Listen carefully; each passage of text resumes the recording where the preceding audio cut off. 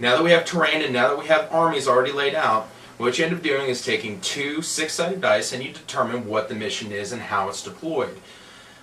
In your 40K rulebook, there's a table in the back for standard missions that states, roll a d6 to determine what the mission is. So the first red die is a 3. That states that it's a capture and control mission. In a capture and control mission, both players have a base, and you only get points based on if you have a scoring unit within 3 inches of that base. What classifies as a scoring unit? Only troop choices. So again, remember in our force organization there was 1 HQ and 2 troop choices. Those 2 troop choices are the only scoring units in the game. Now that we've decided what the mission is, let's find out how we're going to deploy our forces. There's another chart, and it's actually on page 92. The first one, the missions chart's on page 90. On page 92, you roll another six-sided die to determine how the forces are deployed at the beginning of the game. We rolled a 6. 6 is Dawn of War. Now, in a Dawn of War scenario, you split the table in half. It's kind of convenient on this table because this table is actually comprised of 2 separate tables, so it's very easy to delineate where the midway point is. But you divide the table in half, and you're allowed to deploy up to 1 HQ and up to 2 troop choices. Now, at the beginning of any game for Dawn of War, you could hypothetically have it so that you only deploy one troop choice. You could deploy, nothing on a Dawn of War. At the start of your first turn, everything that you don't want in reserves will be brought into the table at the beginning of your first go. What is reserves? In my Space Marine chapter army, just to give you a sense of what reserves is, I'm going to stipulate that my jump pack Marines, my assault troops, and my Predator would be in reserves. What that means is that I have to start rolling for them at the beginning of my second turn to determine if I can bring them onto the table. There's a positive and negative about reserves. The positive is, of course, that maybe you need to take out some really important, dangerous thing on your opponent's side before you bring on something that could be vulnerable to their fire. The bad news is that you don't know when your reserves are coming in. And it could be all the way until the 5th round where you're guaranteed to have your reserves come in before they come back in. The other dangerous thing about reserves is that for instance, with my jump pack Marines, I could deep strike them. If the deep strike falls into an impassable terrain or off the table, we roll to determine what actually happens, and they could just immediately die. What about dangerous terrain? In dangerous terrain, they take wounds. And if my jump pack Marines landed in difficult terrain, same thing. You would roll to see how many actually were hurt by falling into, kind of stubbing their toe as they jump from their spaceships up high and drop down into the gaming table.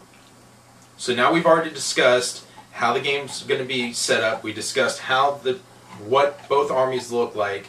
We're going to go ahead and deploy, and then we'll come right back and you'll see the next stage, which is the beginning of the first round. After you've rolled for both the mission and for the deployment, both armies then roll a six-sided die to determine who goes first. Whoever rolls better can determine who goes first. So let's say I wanted the Necron player to go first.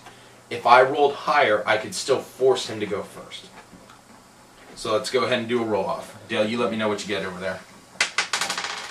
5. And the Space Marines get a 4. So the Necron player will get a chance to determine who gets to go first. Now, whoever goes first deploys everything that's not reserved first as well. So the Necron player now will get to decide whether or not he wants the close side of the table or the far side of the table, and in our Dawn of War scenario, be able to deploy up to 1 HQ and up to 2 troops. So we're going to go ahead and kind of pause it at this point to allow the Necron player to make his decision on which side he's going to get, and he's going to deploy his forces for this Dawn of War scenario.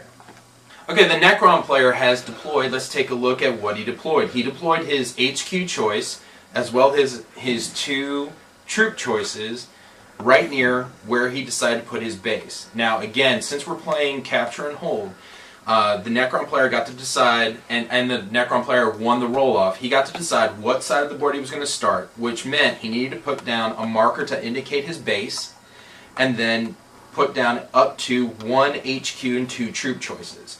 Now the Space Marine chapter can respond to this. Had the Necron player moved up close to the seam of the table, then the second player who deploys in a Dawn of War scenario has to maintain 18-inch distance from his opponent. So let's go ahead and see how the Space Marine chapter is going to deploy. Now again, this was my starting army, but I went ahead and pulled my reserves to the side. So my Assault Marines back here are in reserve, and my Predator with an autocannon is sitting back here in reserves. So now I have this to deploy. Now remember, we're playing Dawn of War, so I can't deploy this particular troop choice right here because it's a heavy support choice on the force organization chart. But since it's not in my reserves, it has to come onto the table at the beginning of the first round. Again, Dawn of War rules.